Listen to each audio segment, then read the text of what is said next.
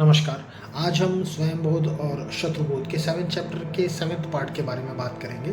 इसके अंदर हमने क्या पढ़ा? इसमें बताया गया है कि ईसाई रिलीजन का सबसे जो लोकप्रिय नारा है, जीसस लव्स यू।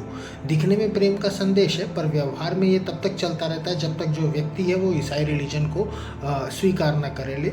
यही कन्वर्जन की मानसिकता है। तीनों प्रमुख जो पैगंबरी रिलीजन्स हैं, यहूदी, ईसाई और इस्लाम, इसमें कुछ साझी सिमिलैरिटीज़ भी हैं। यहूदी रिलीजन एक ईश्वरवादी और पैगंबरी है, पर वो आज के समय पे कन्वर्जन नहीं करता है।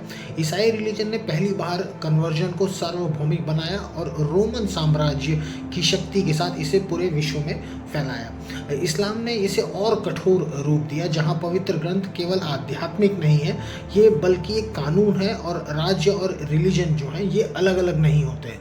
राज्य और रिलीजन एक ही चीज़ की तरीके से इसमें देखा जाता है। इन तीनों रिलीजन्स की एक मूलभूत जो प्रवृत्ति है वो है मूर्ति भंजन, मूर्तियों को तोड़ देना।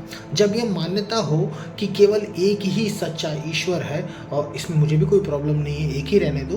प्रॉब्लम यहाँ पर यह आती है कि जब ये मान्यता हो कि केवल एक ही सच्चा ईश्वर है और बाकी सभी देवता झूठे हैं, तो उनके प्रतीकों को नष्ट करना, इसे एक कर्तव्य मान लिया जाता है कि हम दीन का काम कर रहे हैं। यहूदी ग्रंथों में इसके स्पष्ट निर्देश हैं। ईसाई हिस्ट्री में अमेरिका और अन्य सभ्यताओं की जो देव परंपराएं थी, वहाँ पर उनको पूरी तरीके से ख़त्म कर दिया गया। नॉर्थ अमेरिकन जो हिस्ट्री है, अगर आप उसको रीड करेंगे तो पता चल जाएगा आपको।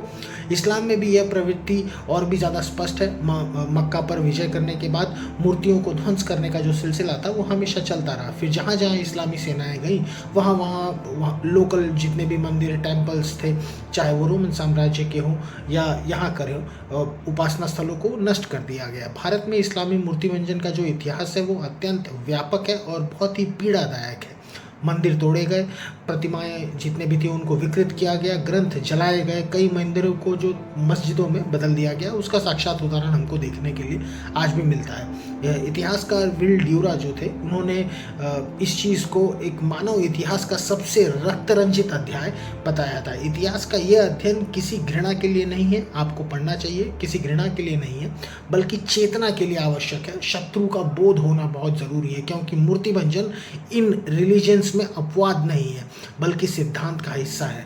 दूसरी साइड पे जो कॉन्सेप्ट है वो एकदम क्लियर है, मारना, तोड़ देना और ख़त्म कर देना। ये बेसिक थियोलॉजी है, बेसिक डॉक्ट्राइन है जो कि सिखाई जा रही है 0 से लेके 100 तक। आपका क्या है? बहुत बहुत धन्यवाद। नमस्कार।